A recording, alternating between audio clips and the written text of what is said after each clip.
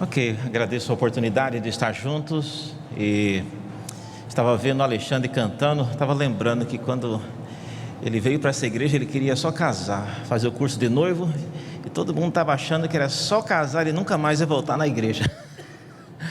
Graças a Deus isso não aconteceu, ele ficou, ele e sua esposa, uma bênção no nosso meio, fico feliz de vê-los e tantos outros que perguntaram sobre a minha família. Eu prometi que depois eu vou mostrar uma foto de todos os meus filhos, já estão maiores que eu, e Deus queira também em conhecimento do Senhor. A minha palestra nesta noite tem esse título, é a educação das crianças em Provérbios, no sentido de, no contexto de Provérbios. É uma curiosidade que eu também sempre tive quando preparando essas palestras, pensar como é que era. Qual era o contexto de um pai ou de uma mãe ensinando os filhos no contexto do livro de Provérbios? E depois nós vamos fazer uma interface com a Confissão de Fé de Westminster. Então hoje nós vamos praticamente ver dois pontos nessa palestra de hoje, que é a pergunta do quem e também a pergunta do onde. Então quem instruía os filhos no contexto do Antigo Testamento e depois onde é que essa instrução acontecia. Por enquanto nós não estamos colocando nada normativo, nós estamos querendo aprender como é que acontecia a prática do ensino dos filhos no Antigo Testamento e que supostamente o livro de Provérbios nos traz um testemunho sobre isso. Então, nós vamos ver, e essa palestra depois, ela está disponível, um abstrato dela no meu site, eu vou mostrar depois, com algumas interações que nós vamos ler. Eu queria, então, iniciar lendo com os irmãos, por favor, no Provérbios, no capítulo 1, no versículo 8, só para iniciarmos.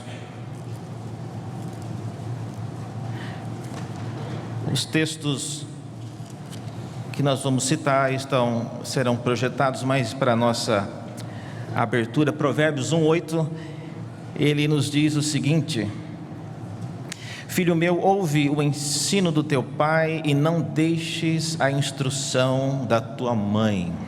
Vamos orar. Abra nossos olhos a Deus para enxergarmos na tua palavra aquilo que nos edifica. Pedimos isso em nome de Jesus. Amém. Vamos então começar diretamente com a primeira pergunta: quem instruía os filhos no contexto de Provérbios? É muito comum eu ouvir e ler a respeito disso, tentando projetar o ensino das crianças no contexto do Antigo Testamento como acontecendo dentro de uma sinagoga ou dentro de uma porção do templo ou em contextos semelhantes.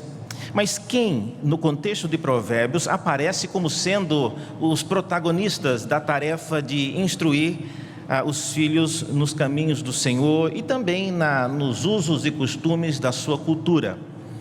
Primeira coisa que a gente observa no texto, e é muito interessante você ver isso, é a participação, se eu pudesse identificar primariamente os pais, e quando eu falo os pais, eu quero fazer uma ênfase mais forte nos dois, é o pai e a mãe. Esse texto que nós lemos, por exemplo, de Provérbios 1:8, menciona, olha só: filho meu, ouve o ensino do teu pai e não deixes a instrução da tua mãe. Se você tiver, por exemplo, a Bíblia corrigida agora, você vai ver que a palavra instrução, a corrigida, traduz como a doutrina da tua mãe. E para quem tem seminarista aqui, se você olhar no texto hebraico, você vai ver que a palavra instrução é a Torá da sua mãe. Bom, a palavra Torá, ela não significa apenas lei, mas é uma instrução também. Mas é interessante que o pai e a mãe compartilham esse privilégio. Um texto novamente repete a mesma ideia: filho meu, guarda o mandamento do teu pai e não deixes a instrução da tua mãe. A mesma coisa, o pai e a mãe desenvolvendo um papel fundamental aí. Isso significa, inicialmente, que os dois eles demonstravam serem pessoas unidas nessa finalidade.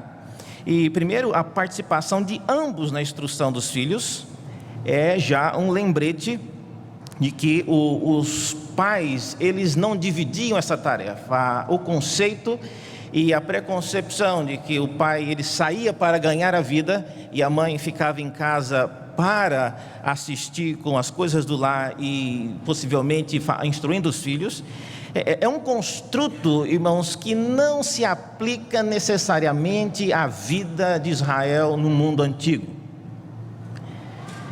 Veja, por exemplo, um texto interessante. Olha esse texto: ouve a teu pai,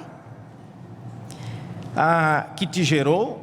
Olha só, o pai, na verdade, quem gera é a mãe, mas aqui houve a inversão. Mas o pai que te gerou, e não desprezes a tua mãe quando vier a envelhecer. No contexto de Provérbios e no Antigo Testamento, desprezar geralmente está associado com algum tipo de ensinamento. Você pode ver isso, por exemplo, um texto claro que mostra isso. Olha só: o temor do Senhor é o princípio do saber, mas os loucos desprezam a sabedoria. Então, o ato de desprezar em Provérbios está sempre relacionado com desprezar o que foi ensinado. Mais um texto na mesma linha: o que despreza a palavra, a ela se apenhora, mas o que teme o mandamento será galardoado. Veja também a palavra desprezo associada com alguma coisa que foi ensinada. E um terceiro texto: não fales aos ouvidos do insensato, porque ele despreza a sabedoria. Então veja a relação entre desprezo e ensinamento. Isso tudo para dizer que desprezar as palavras da mãe significa desprezar o seu ensinamento. E não é apenas as mães querendo ajudar o filho a vestir-se de manhã e usar a famosa metáfora, do mendigo. Meu filho não vai sair com essa roupa, você está parecendo um mendigo. Eu não sei quantos já foram auxiliados pela mãe com esse tipo de metáfora, mas o que o texto está falando é mais do que isso. Tem a ver com a capacidade, nós vamos ver isso aqui, e muitas mães no Antigo Testamento serem mulheres de Deus, capazes de instruir, inclusive na lei do Senhor. Há um exemplo muito claro disso em Provérbios, que é o famoso caso da mãe de Lemuel. Capítulo 31 de Provérbios diz que os provérbios que Lemuel escreveu e que agora fizeram parte do cânon, eles foram ensinados por sua mãe. Então aí fica claro que o ensinamento e a participação de ambos, pai e mãe, no contexto de Provérbios é fundamental, não só em Israel, mas fora de Israel. No caso, o Lemuel era dessa região de Massá. Então o texto é interessante por vários motivos. Ele mostra a relação clara do ensino com a formação do filho por meio da mãe. Ele mostra, por exemplo, que esta prática ela vai além do contexto de Israel. E mais do que isso, nesse texto aí projetado, mostra que o ensino dela conseguiu perpetuar por mais de uma geração. O Lemuel já está ensinando algo que a sua mãe havia lhe ensinado. Então eu diria que o pai e a mãe são protagonistas importantes nessa tarefa. A mulher sábia, por exemplo, lá do capítulo 31 de Provérbios, é dito que ela abre a sua boca, ou tradução atualizada diz, ela fala com sabedoria. E a instrução, novamente a palavra Torá aparece, da bondade está em sua língua. Então, em Provérbios, a associação do ensino da criança era uma prerrogativa, era um privilégio do pai e da mãe. E isso não está muito longe, por exemplo, do que nós ouvimos no Novo Testamento a respeito da mãe e da avó de Timóteo, que conheciam e haviam lhe instruídos no caminho do Senhor. Não está muito longe, por exemplo, da experiência de Maria, que guardava no seu coração as coisas que estavam acontecendo a respeito do nascimento e da vida de Cristo. Alguns evangelistas dependeram dela como fonte importantíssima para redigir detalhes sobre a infância, o nascimento de Cristo. E também não está longe, por exemplo, do famoso episódio de Priscila e Áquila, que chamaram o Apolo para sentar e explicar com mais detalhe aquilo que ele deveria já saber. E eu não consigo ver aqui a Priscila quieta e o Áquila, mandando brasa, explicando tudo. Com certeza os dois estavam ali trabalhando junto.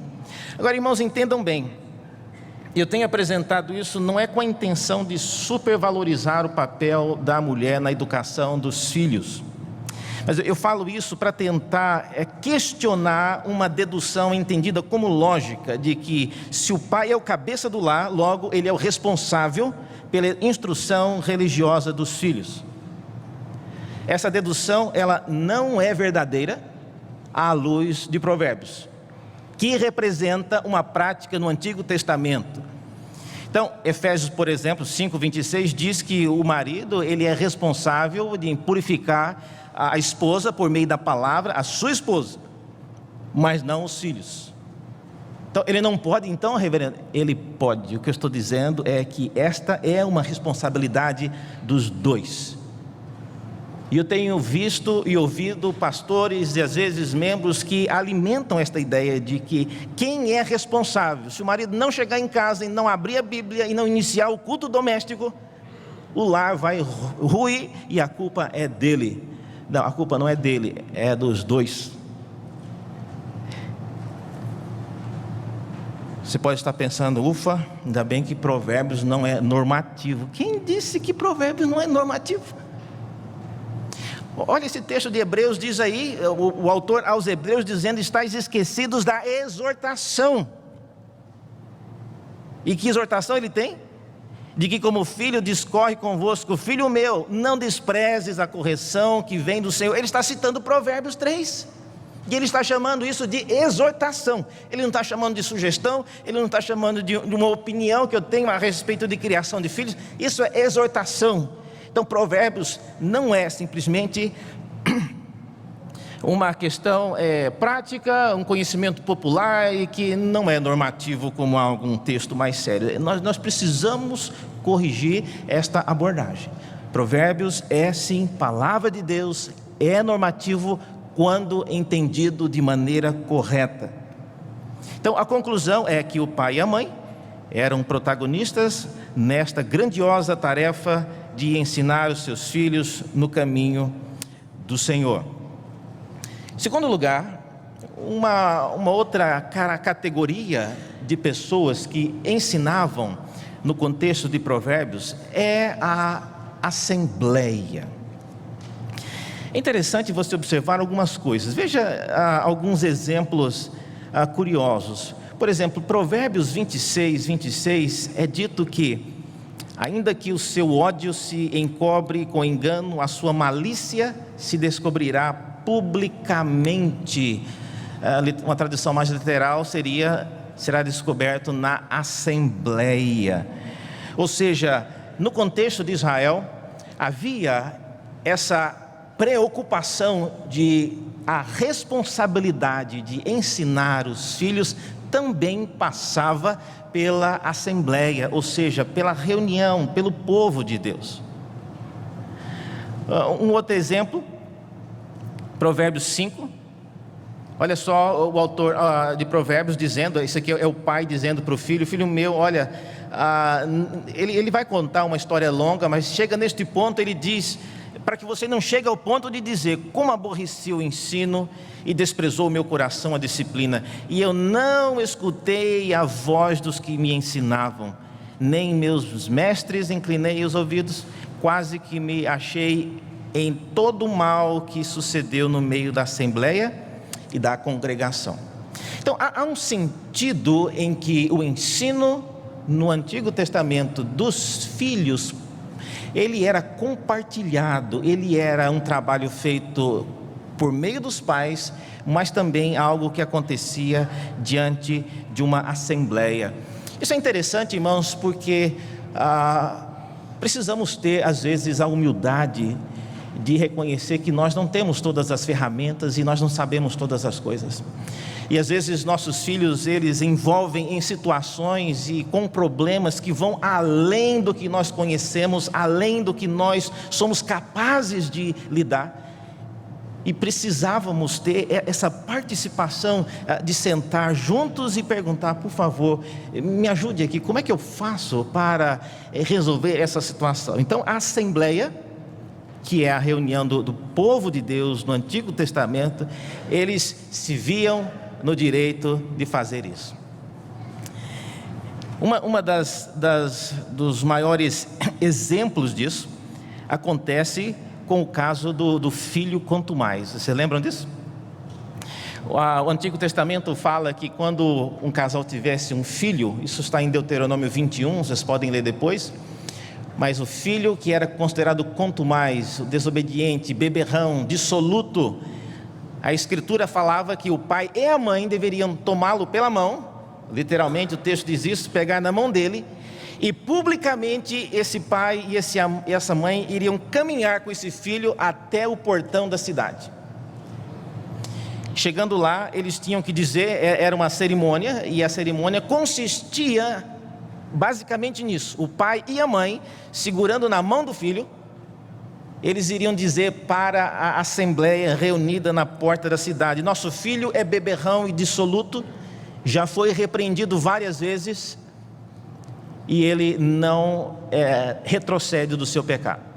E diz a Bíblia que os anciãos ali reunidos na porta da cidade, e porta da cidade, irmãos, não deve ser entendido como a chegada de uma cidade nos dias de hoje, que os caminhões param para tomar um café. Não, porta da cidade é um contexto de tribunal, e ali diz o texto que o filho deveria ser apedrejado. Agora, eu vejo isso com muita seriedade, porque quando o Provérbios, por exemplo, diz que nós devemos bater o nosso filho com vara, mas não ao ponto de matá-lo, muita gente acha que isso é figurado, mas isso é real. Você deve discipliná-lo com vara, mas não matá-lo, porque matá-lo é uma atribuição da assembleia reunida na porta da cidade. Se for para matar, não mate na sua casa, leve em público. Essa é a ideia. Porque esta é uma decisão que ela será tomada depois que a assembleia reunida perguntar: mas por que ele não te ouve? Você usou a melhor estratégia, você usou os melhores argumentos, você usou a abordagem correta, como ouvimos ontem à noite aqui do Ed Welch. Então não era simplesmente chegar e matar a criança. Então havia um procedimento. Então a assembleia, ela participava na educação dos filhos. Tem muita gente, irmãos, muitos pais que fazem coisas estranhas. É a lei da casa. E nós precisamos às vezes ter a humildade de submeter a lei da nossa casa. Na minha casa é assim. Mas é assim porque você quer? Ou é assim porque a Escritura manda que seja assim? Então a participação da assembleia, ela de uma maneira muito, ela democratiza, não sei se a palavra é melhor para isso, mas ela tira do pai e da mãe a autoridade máxima. O pai que decide o que vai ser dentro da minha casa. Quando ele decide as coisas boas, ótimo, mas às vezes há muito abuso sendo justificado porque o pai, ele é crente e a decisão que ele tomou é essa aí. Então a assembleia, ela tem no Antigo Testamento, ela tem essa finalidade de compartilhar o conhecimento, e a educação dos filhos então passava pela assembleia. Uma terceira categoria de pessoas aqui no Antigo Testamento e em Provérbios é a chamada a sabedoria. A sabedoria não é um conceito. Em Provérbios, a sabedoria é uma personagem, e ela sempre clama. Você vai ouvir, por exemplo, em Provérbios, sempre que é dito filho meu, alguma coisa, quem está falando desse filho meu são os pais. Quando você ouve algo, por exemplo, aqui no caso Provérbios 8, aí não são os pais que estão falando, aí é a sabedoria. Ela fala como se ela fosse alguém. Neste caso, ela está dizendo: olha, O autor de Provérbios está dizendo: olha, não clama porventura a sabedoria e o entendimento não faz ouvir a sua voz? Olha onde que ela faz isso: no cimo das alturas, junto ao caminho, nas encruzilhadas, as veredas, ela se coloca, e junto às portas, à entrada da cidade, à entrada das portas, ela está gritando 2 pontos. Aí vem o discurso dela. Isso significa, irmãos, que a sabedoria de Deus, ela não está restrita às portas ou às paredes da nossa casa e também às paredes da igreja. Precisamos sempre estar em busca, como uma conferência como essa, é uma prática disso aqui. Há sabedoria em você assentar-se e procurar conhecer, ouvir a experiência de pessoas que vieram de outro continente, vieram de outro estado, e compartilhar e ver que alguma coisa pode ser feita a respeito da vida do seu filho e do modo como você instrui os filhos. Eu morei uma ocasião numa comunidade, no seminário em Chicago, e tinha muitos coreanos lá. E naquela ocasião, no contexto do seminário onde eu estudei, os filhos dos coreanos eram bastante levados. E a meninada pintava e bordava, como a gente diz. E os pais não faziam nada. Se deixasse, eles derrubavam o seminário. E nós sempre ficávamos admirados de ver a inércia dos pais. Mas não é possível, o pai está vendo a criança, está derrubando aí as coisas e não fazem nada. Aí chegava o final do ano, chegavam os avós da Coreia. A meninada ficava uma seda, transformava do demônio em anjos andando pelo... E nós procuramos saber qual é o motivo disso. E alguém nos explicou que no contexto específico daquela geração, numa parte da Coreia, quem tem a responsabilidade de bater nos filhos é o avô e a avó.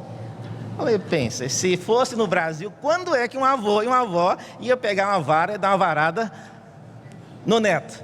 Nunca. Mas essa é a maneira, é a cultura. Então, veja, irmãos, quando a gente fala de sabedoria de Deus, ela não está restrita somente às práticas, aos usos e aos costumes que nós aprendemos dentro da nossa casa, e às vezes nem ao mesmo dentro da nossa igreja. É por isso que esse encontro, por exemplo, traz pessoas de outro continente para compartilhar conhecimento, para compartilhar experiências. É parte da visão do reino de Deus, investir e crer que a sabedoria de Deus, ela não está restrita a coisas específicas.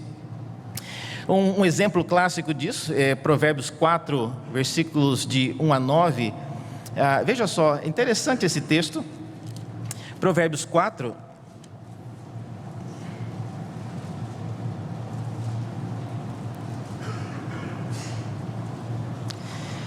Provérbios 4, ele tem algo interessante a nos ensinar, porque esses pais ensinando, eles não só falam dessa sabedoria que está aí fora e que deve ser buscada, mas chega um ponto que eles pedem para que o filho, ele busque essa sabedoria. Então veja só, Provérbios 4, versículos de 1 a 9, diz: filho meu, ouvi filhos. Aliás, essa é a única ocorrência em Provérbios que a palavra filhos acontece no plural. Geralmente é filho meu. Aqui em 4:1 é a única vez que aparece ouvi filhos. Então, ouvi filhos, a instrução do pai, estai atentos para conhecerdes o entendimento. Por quê? Porque vos dou a boa doutrina, não deixeis o meu ensino. É o pai que está falando. Quando eu era filho na companhia de meu pai, tenro e único diante da minha mãe, então ele me ensinava e me dizia, olha só o que ele aprendeu do pai dele: retém o teu coração as minhas palavras e guarde os meus mandamentos e vive. E também adquire a sabedoria, adquire o entendimento e não te esqueça das palavras da minha boca. Em outras palavras, o que esse pai está dizendo é que o foco da obediência do filho não pode ser a obediência das palavras dos pais apenas. No contexto de Provérbios, esses pais, eles projetavam o ensinamento dele para que o filho obedecesse sobretudo e em última instância a Deus. Então, se chegar um dia e seu filho tiver que escolher entre obedecer você e obedecer a Deus em algum momento, em algum lugar na história, é importante que ele entenda isso. A sua palavra, ela não sobrepõe a palavra de Deus. E é difícil dizer isso porque às vezes nós pais falamos e ensinamos com muito amor, mas precisamos sempre ter este gatilho de lembrar que eu posso estar errado. E eu preciso buscar o conselho da assembleia, de outros lugares, para ver se aquilo que eu estou ensinando é a melhor coisa a ser ensinada. Além disso, há uma outra categoria que fala em Provérbios, que são as fontes internacionais, especialmente duas eu veria. A primeira delas é Agur e Lemuel. Provérbios 31 fala desse tal Agur, ele era da região de Massá e ele contribuiu no livro que se tornou a palavra de Deus. Pergunta, o que é que um homem desse está escrevendo e participando num livro que foi escrito por Salomão? O interesse de Deus, do Espírito Santo, de incluir não só o testemunho de pessoas que viveram no contexto, dentro da vida e dos usos e costumes de Israel, mas também alguém de fora. Irmãos, cultura é algo que é desenvolvido por cada sociedade, cada um tem a sua, mas tem muita coisa nas nossas culturas que nós podemos melhorar. Podemos aprender com aquilo, com as coisas que são feitas em outros lugares, por outros povos, e a maneira como se lida com os filhos, como se lida com situações da vida. Podemos e devemos, e Provérbios dá o espaço para que homens como Agur, como Lemuel, pudessem trazer a contribuição deles para as Escrituras. E lembrando que até as palavras de Cristo foram editadas e cortadas, não couberam todas, porque o final do Evangelho de João diz que se fossem todas escritas, não caberia em lugar nenhum os livros que seriam escritos. Então, olha só, precisou editar a palavra de Jesus para caber o que o Espírito Santo queria que fosse as Escrituras. E quando você pensa nisso, olha, cortou a palavra de Cristo para enfiar de Lemuel. Então deve ter alguma razão, deve ter alguma importância. Então não é simplesmente um pedaço de provérbio que não tem valor normativo. Pare com isso, leia a Escritura como Escritura. É o mesmo Espírito que inspirou o Evangelho de João, é o mesmo que está guiando aqui esses homens e essas mulheres de Deus a escrever esses provérbios. Então a fonte internacional, ela é importante, e para mim ela mostra sobretudo a ideia de você aprender coisas novas. O Brasil pode e deve aprender muitas coisas com outras culturas. Nós não somos um país que está aqui desde a fundação do mundo. Nosso país é misto em vários aspectos, e nós já mudamos muito, podemos mudar ainda mais. E a igreja pode, pela renovação da sua mente, efetuar grandes mudanças nessa sociedade. Há uma menção rápida, eu queria mencionar isso rapidamente, mas Provérbios 22:17 menciona esses sábios. Diz aí, ouvi a palavra dos sábios. Ele não está falando de Salomão, eu não tenho tempo para tratar do porquê, mas é uma referência no plural. E ela não é por acaso. Na sequência, no capítulo 24:33, volta a aparecer novamente a referência. Estes também são provérbios dos sábios. Quem são esses sábios? No contexto, quem já ouviu falar sobre isso, mas provérbios tem alguma coisa relacionada com os ensinamentos de um sábio egípcio chamado Amenemope. Viveu mais ou menos 900 anos antes de Moisés. E é dito pelos teólogos de uma linha mais crítica de que o que aconteceu aqui, Salomão simplesmente copiou lá e enfiou parte de Amenemope aqui com o maior descaramento. Mas na verdade, quem conhece ambos, o escrito de Salomão e o escrito de Amenemope, sabe que não foi isso que aconteceu.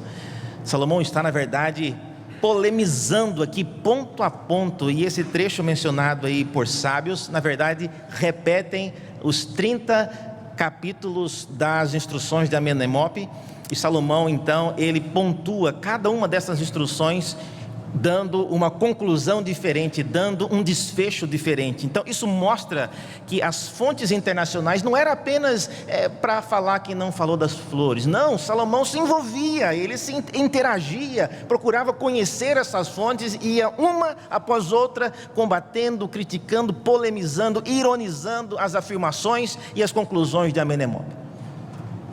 Obviamente isso gerava seguidores.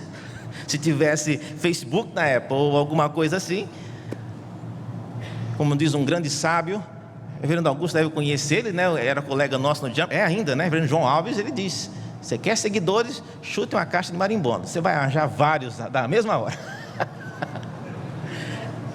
Mas Salomão mexia, irmãos, em cada vespeiro. Amenemope era uma pessoa consagrada no mundo, conhecida em toda a região do Egito e em toda a região do Antigo Oriente Próximo. Criar caso com Amenemope, criticá-lo, polemizar os seus escritos, era mexer com um vespeiro. Mas Salomão gostava disso.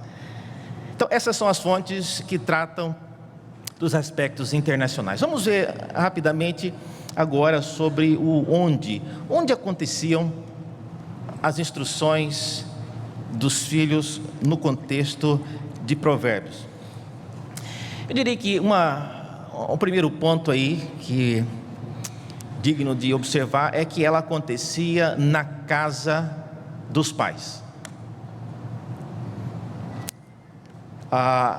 E a casa dos pais aqui significa a rotina diária e informal do lar. Veja a citação que foi feita, nós já até mencionamos, mas Salomão, ele diz: olha, quando eu era filho, em companhia de meu pai, ou seja, ele ainda estava na casa do pai e da mãe, então, e também diante da minha mãe, então ele me ensinava e dizia, e assim por diante. Então o contexto dos ensinos em Provérbios era um contexto dentro do lar.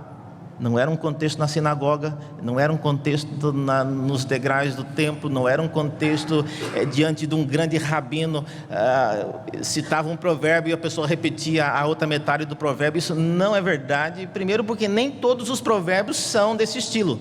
Provérbio de sentença, do tipo, ensina a criança no caminho que deve andar e quando for velha não se desviará dele. Isso só acontece a partir do capítulo 10, de 1 a 9, 66% do livro de Provérbios não é desse tipo de provérbio. Então o contexto do ensinamento, onde acontecia, era algo que acontecia no lar. É aí que se ensinava. A instrução também ela era vista como um tipo de laboratório das primeiras experiências do filho. Era no lar por causa disso. É no lar que você tem a experiência de ver várias coisas acontecendo. Por exemplo, quando a sabedoria descreve algumas coisas, ela diz: olha, porque a sua casa se inclina para a morte e as suas veredas para o reino das sombras da morte. Está falando aí dos ímpios que convidaram um jovem para fazer um acampamento de bandidagem. E aí vem a sabedoria e diz: não faça isso. E é interessante que ela associa a vida de bandidagem não com o espírito daquela pessoa, mas com a casa. A casa deles se inclina para a morte. Outro texto, olha só: a maldição do Senhor habita na casa do perverso. Podia habitar só no perverso, por que envolver a casa do pobre? Mas isso mostra o senso de ver a casa como o ambiente, como eu chamo aqui, é o laboratório das primeiras experiências que o filho vai poder comparar na sua vida aquilo que está sendo ensinado a ele. Ainda mais um texto: a maldição do Senhor habita na casa do perverso, porém a morada do justo Ele abençoa. Então olha só o contraste. E, obviamente, um texto importantíssimo, e eu queria que os irmãos abrissem para a gente ler aqui, pontuando algumas coisas. Provérbios 7, versículos 6 em diante.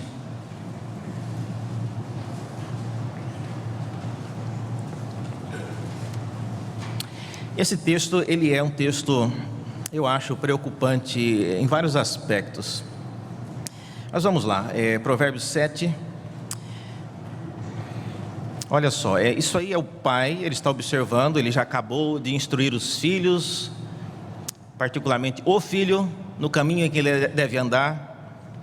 E aí os filhos saíram de casa, e o pai ficou olhando pela janela. Versículo 6, porque da janela da minha casa, por minhas grades, olhando eu vi entre os simples, a palavra simples aqui traduzida na corrigida é o tolo. Então, o simples aqui não é uma pessoa meiga, é tolo. Mais simples é a palavra mais bonita, né? Para a gente chamar os filhos. Então, e vi entre os simples, descobri um que era carente de juízo. Tá? E olha o que ele fazia, que demonstrava que ele não tinha juízo. Ele ia e vinha pela rua junto à esquina da mulher estranha. Ou, algumas traduções, a mulher adúltera, a mulher de programa. E ele seguia o caminho da sua casa, ou seja, o caminho da casa dessa mulher. Todo mundo sabe, irmãos, que tem algumas ruas, eu não lembro mais onde que é a rua aqui em Goiânia, mas lá em São Paulo tem as ruas, que se você não quiser ser abordado e ter o trabalho dessas mulheres oferecido para você, você não passa nessas ruas, ou se passar, passa um pouco mais rápido. Por que você vai ficar perambulando numa rua que você sabe que é o point, onde essas coisas acontecem? É a tolice do rapaz. Ele vai e volta no caminho da sua casa, e olha só, já é tarde do dia, no crepúsculo, na escuridão da noite e nas trevas. E aí o óbvio aconteceu, e eis que a mulher saiu ao seu encontro com vestes de prostituta. Ela é astuta de coração, é apaixonada, inquieta, os pés não param em casa, vive na 25 de março, ora está nas ruas, ora nas praças, espreitando por todos os cantos. E aí aproximou dele e já lhe deu um beijo. De cara impudente lhe diz: olha, sacrifícios pacíficos tinha eu de oferecer, eu já paguei os meus votos, por isso saí ao teu encontro para te buscar e te achei. Já cobri de colchas a minha cama, de linho fino do Egito, de várias cores, já perfumei o meu leito com mirra, aloés e cinamomo. Vem, embriaguemo-nos com as delícias do amor até pela manhã, gozemos, amores, porque o meu marido não está em casa, saiu de viagem para longe, levou consigo um saquetel de dinheiro, só volta por volta da lua cheia, ele tornará para casa.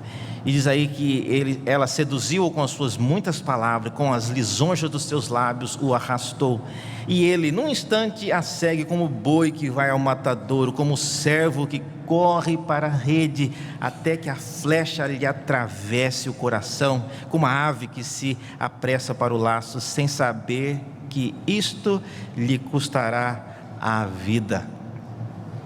Sabe o que é estranho nesse texto? Como é que esse pai sabe todas essas coisas? Sabe até o que tem na cama da mulher prostituta, as coxas. Talvez seja, lógico, é um conhecimento popular, mas o fato é que esse rapaz que está sendo ensinado, ele está sendo ensinado em coisas práticas e coisas que ele pode observar a partir da sua casa. Então, quando a gente menciona casa dos pais, é a primeira, como eu digo, é o primeiro laboratório que ele poderá experimentar algumas coisas e ver algumas coisas. No caso, esse jovem aqui não foi feliz no final da instrução dele, mas Provérbios projeta então essa situação como mostrando que o filho em Provérbios ele era ensinado com esse paralelo. Esta é a sua casa, este é o seu local, aqui estão as suas premissas, aqui estão os seus valores. Lá é a casa do ímpio, lá é a casa da prostituta, lá é a casa disso, daquilo e daquilo outro. Além da casa dos pais, um contexto muito comum que às vezes nós não lembramos é o leito de morte. Interessante que fora de Israel, a maioria dos provérbios que nós encontramos hoje, como é o caso de Amenemope, foi encontrado no túmulo de alguém, ou pintado nas paredes do túmulo, ou escrito em cima do sarcófago, alguma coisa assim. Porque era muito comum na cultura do Antigo Oriente Próximo, que o pai, geralmente um rei ou uma pessoa muito famosa, quando morria, ela queria deixar um legado para o seu filho. Então, às vezes ela até encomendava que um sábio escrevesse um código, e ele então dedicava ao seu filho, e ele entregava isso no leito de morte, ou seja, as últimas palavras da pessoa antes de morrer. Isso é muito comum. Por exemplo, nós não vamos abrir, mas a 1 Reis, capítulo 2, de 1 a 9, mostra as palavras de Davi para Salomão. Então, era um momento, e quando o rei estava para morrer, ele chamava o filho, dava as últimas instruções, e geralmente, fora de Israel, esse era o momento quando esses códigos de ensinamento, essas instruções eram passadas na hora da morte. E também escritas talvez dentro como eu disse, do sepulcro, para que alguém, quando entrasse, pudesse lembrar, dentre todas as coisas que aquele rei fez e falou, tudo que não prestou, ele resumiu naquilo que seria algo pelo qual ele seria lembrado, aqueles ensinamentos. Então, a prática em Israel, ela continuou com algumas modificações. No caso, como eu disse, esse texto de 1 Reis menciona isso. Mas o texto de Provérbios 25:1 é interessante. Olha só, veja lá. Esse texto diz que esses provérbios redigidos ali, eles foram redigidos pelos homens de Ezequias. Provérbios 25:1 fala que são estes também provérbios de Salomão, os quais transcreveram os homens de Ezequias, rei de Judá. O que isso tem a ver com morte, reverendo? Não tem a ver com morte, é que Salomão já estava morto. Os homens de Ezequias estão séculos para frente de Salomão. Isso significa que o livro de Provérbios, como nós conhecemos, não foi uma obra final de Salomão, porque depois que ele morreu, ainda tinha gente coletando alguns dos seus provérbios para compor uma seção do livro de Provérbios. Então, isso significa que, mesmo depois de morto, Salomão ainda falou, mesmo tendo morrido da maneira que ele morreu. Então, a lógica desta prática é muito simples. A pessoa, ao adentrar um recinto dos seus descendentes, poderia ler nas paredes a suma do conhecimento e da sabedoria que o rei gostaria que o seu filho e sucessores pudessem lembrar. Além disso, além do leito de morte, os portões da cidade, como nós já falamos, é o exemplo claro da situação do filho sendo apedrejado. Aqui eu gostaria apenas de acrescentar um detalhe.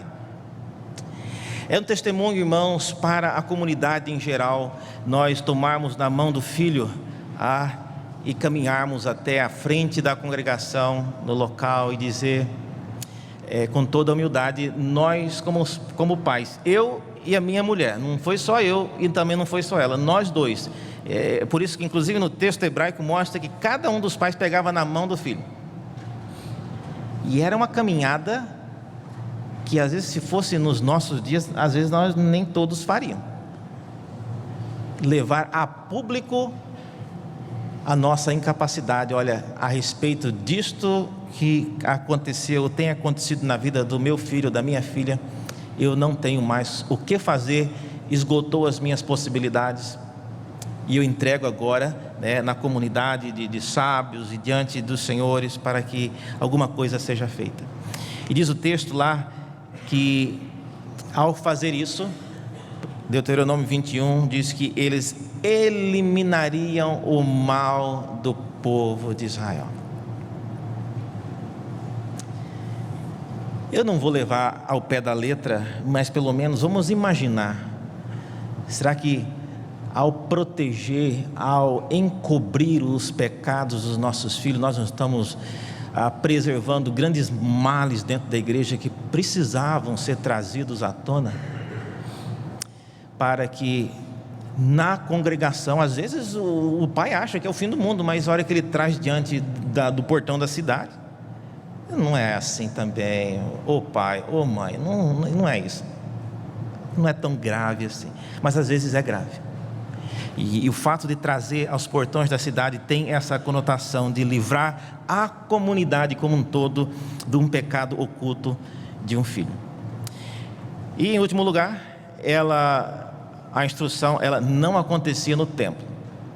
Interessante isso, porque às vezes a gente associa a instrução com a escola dominical. Não é errado a escola dominical, é muito boa, mas você não tem como fazer esta conexão dentro da cultura e dos costumes em Provérbios, que representa parte da história de Israel.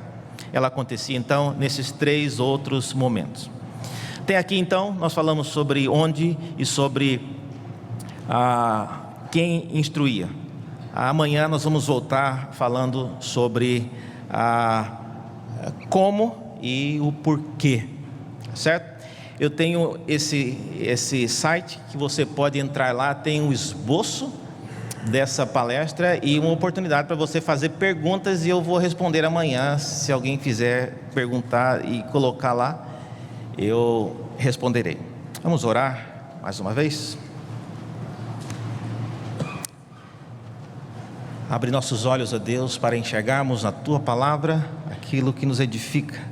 Pedimos que o Senhor aplique esta palavra em nossos corações. O mesmo Espírito que a inspirou possa também saber como, quando e onde aplicar na vida nossa, de nossos filhos e de todos os que precisarem. Oramos assim em nome de Jesus. Amém.